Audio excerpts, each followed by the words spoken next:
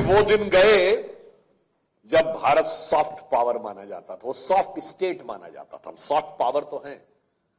The era of India soft state is over. Modi ji Atal ji की ही सीख को एक कदम आगे बढ़ा रहे हैं। अटल जी ने कहा था हम दोस्त बदल सकते हैं, पड़ोसी नहीं बदल सकते। तो मोदी जी ने कहा बिल्कुल सच, हम पड़ोसी नहीं बदल सकते पर पड़ोसी को हैसियत में तो रख सकते हैं। भारत का यह स्वरूप एक नया संदेश पूरी दुनिया को दे रहा है। मगर इसी के साथ साथ जो आज का जैसे प्रश्न है, पूरी दुनिया में कुछ चिंता की लकीरें भी खड़ी हो रही है। क्योंकि अभी तक लोग कहते थे सभ्यता, संस्कृति, ज्ञान, इसमें तो भारत के पास बहुत कुछ है, मगर पावरफुल कंट्री नहीं है। क्योंकि दिनकर जी ने कहा था ये जग नहीं सुनता निर्बल जनों का शांति प्रवचन, ये जग नहीं सुनता निर्बल जनों का शांति प्रवचन, शीश है उसको झुकाता जो कर सके रूपमान मर्दन। यानी दुश्मन को जो झुका सके उसकी बात कोई सुनता है। और जब से हमारी सरकार आई उसके आने के बाद क्या परिवर्तन हुआ कि अगर उरी हुआ तो सेना ने, आर्मी ने जाकर सर्जिकल स्ट्राइक की। यदि पुलवामा हुआ तो एयरफोर्स ने जाकर बालाकोट पे स्ट्राइक किया।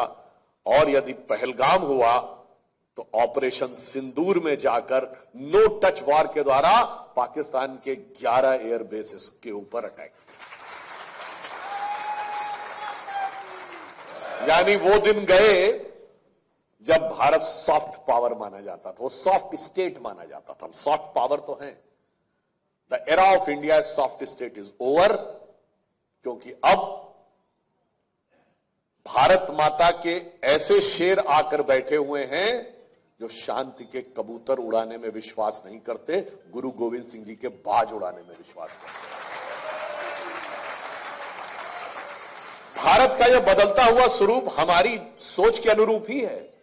एक बार डिबेट में एक सज्जन पूछने लगे, साहब अटल जी तो ये कहते थे कि हम दोस्त नहीं बदल सकते, दोस्त बदल सकते, पड़ोसी नहीं बदल सकते, पर आप तो पड़ोसी के साथ दूसरे ही तरीके से व्यवहार कर रहे हैं।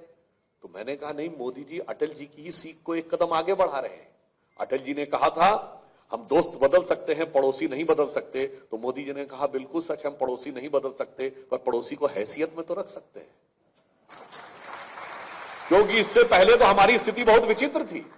दुनिया में कहीं लड़ाई हो, आप मतलब इंटरनेशनल फाइट से लेके, मतलब इजराइल हमास और रशिया यूक्रेन से लेके, चाइना ताइवान से लेके मोहल्ले की लड़ाई देख लीजिए, हमेशा छोटा और कमजोर कहता है कि बड़ा और ताकतवर हमको सता रहा है।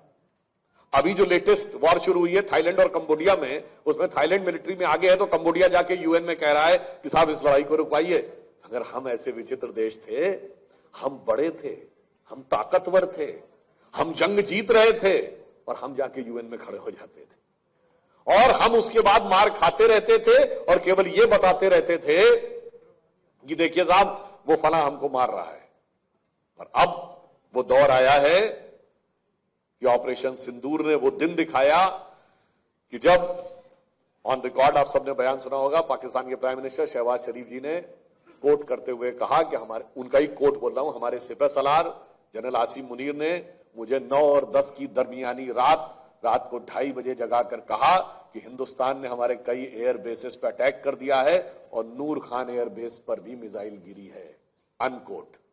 फिर उन्होंने अजरबैजान में जाके कहा कि हमने तो सोचा था हम फजर की नमाज के बाद 4:30 बजे अटैक करेंगे, हिंदुस्तान ने उससे पहले 2:30 बजे अटैक कर लिया। वो मुहूर्त ढूंढते ही रह गए, हमारा मुहूर्त पहले निकल आया।